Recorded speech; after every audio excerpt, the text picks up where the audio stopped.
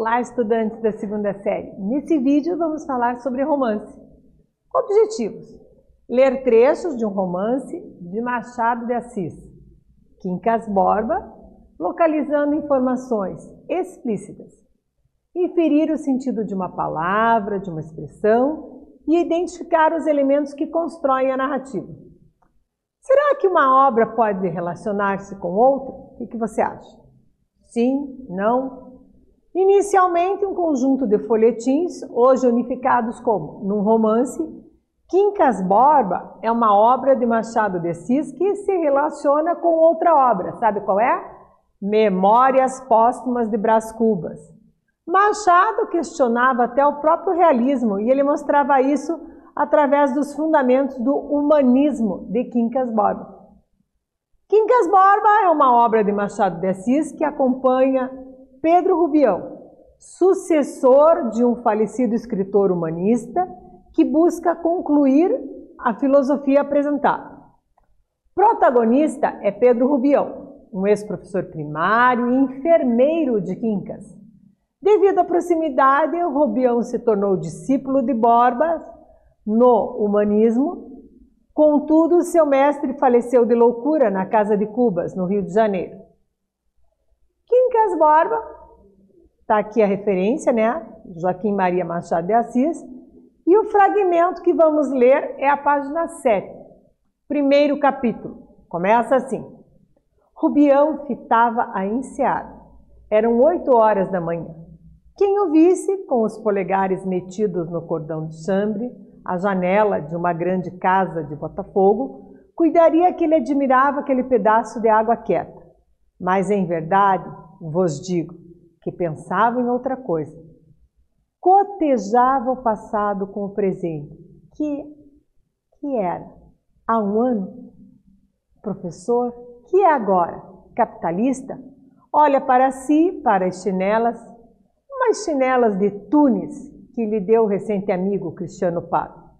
Para a casa, para o jardim, para a enseada, para os morros e para o céu. E tudo, desde as chinelas até o céu, tudo entra na mesma sensação de propriedade. Vejam como Deus escreve direito por linhas tortas, pensa ele. Semana Piedade tem casado com Quincas Borba, apenas me daria uma esperança colateral. Não casou, ambos morreram. E aqui está tudo comigo, de modo que pareceria uma desgraça. Com isso, chegamos à atividade 1, após a leitura desse fragmento. E tem uma proposta para vocês. Como é comum nos textos do escritor Machado de Assis, temos um narrador o quê? Muito interativo. Busque um trecho que represente essa situação e diga com quem o narrador conversa. Faz aí, eu te aguardo aqui.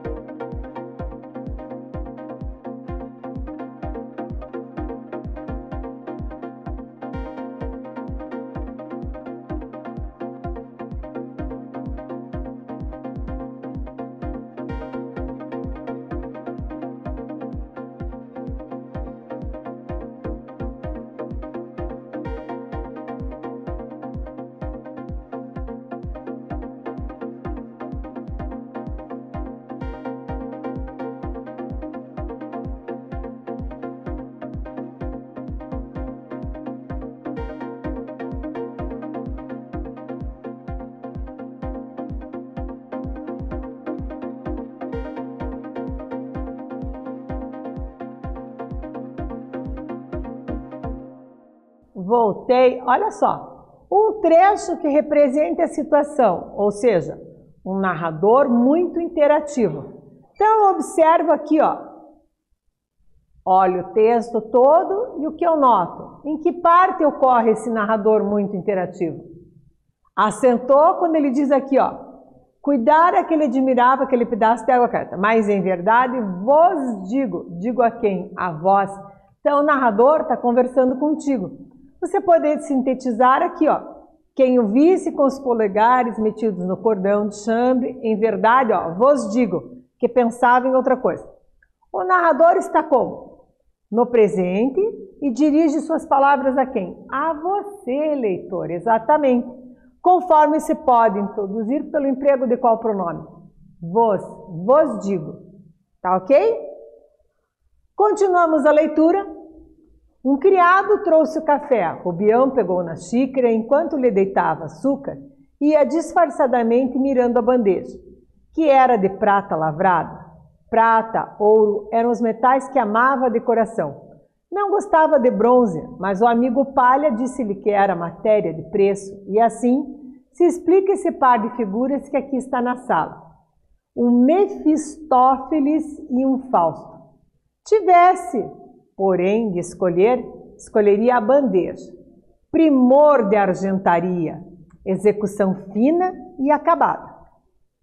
O criado esperava teso e sério, era espanhol, e não foi sem resistência que Rubião o aceitou das mãos de Cristiano, por mais que lhe dissesse que estava acostumado aos seus crioulos de Minas.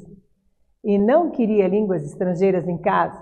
O amigo Palha insistiu, demonstrando-lhe a necessidade de ter criados brancos. Rubião cedeu com pena. O seu bom pajem, que ele queria pôr na sala, como um pedaço da província, nem o pôde deixar na cozinha, onde reinava um francês, Jean, foi degradado a outro serviço. Atividade 2, pergunto.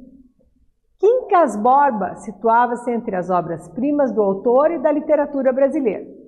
No fragmento apresentado, a peculiaridade do texto que garante a universalização de sua abordagem reside em quê? O que simboliza? Então, eu quero que nessa parte você levante hipóteses, ok? Faz aí, eu te aguardo aqui.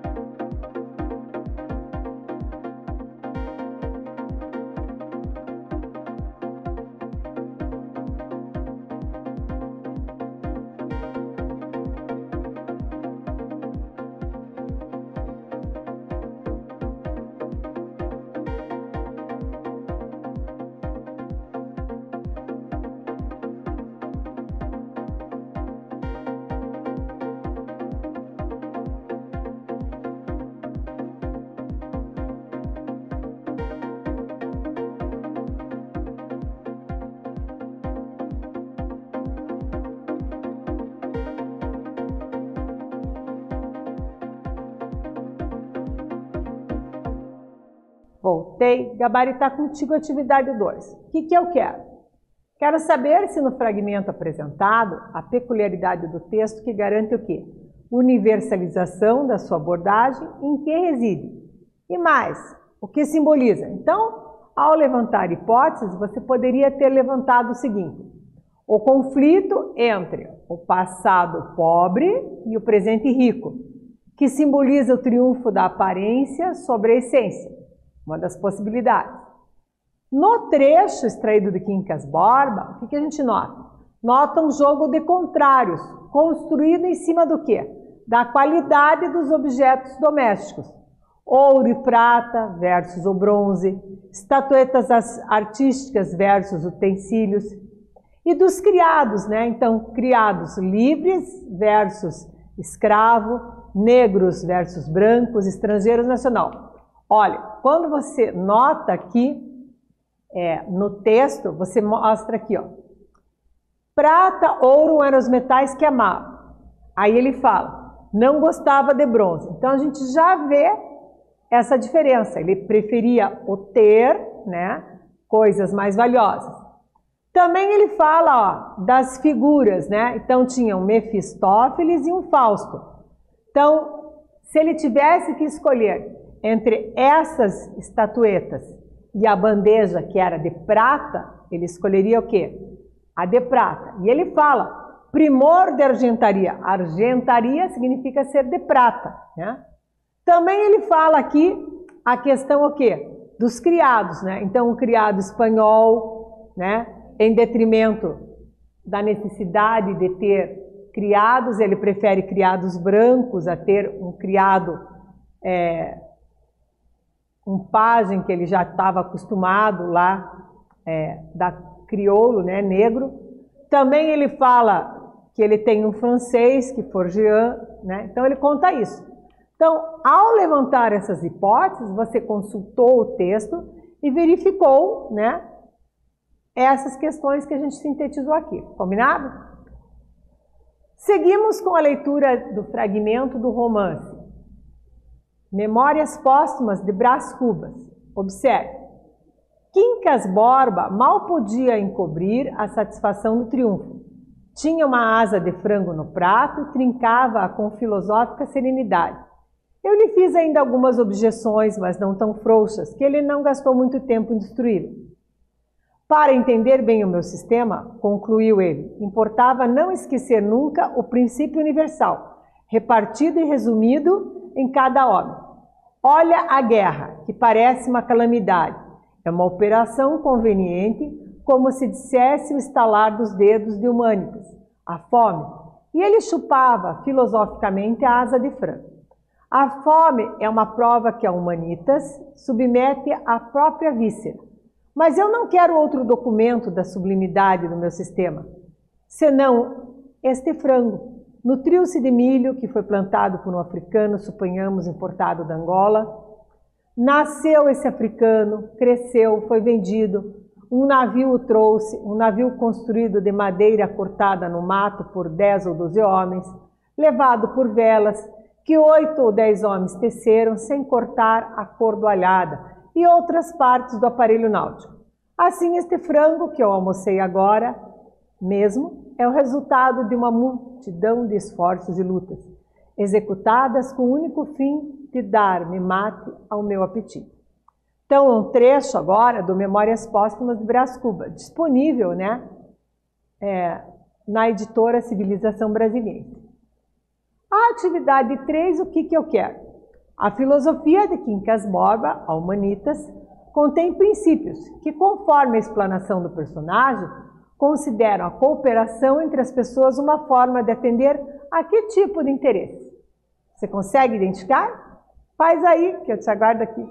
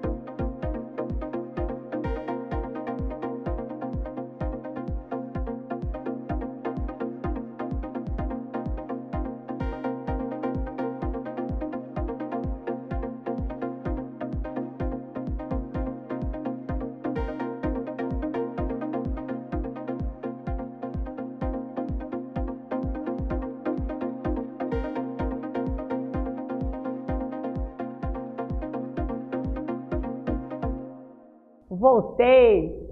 Tá gostando do romance que eu sei, né?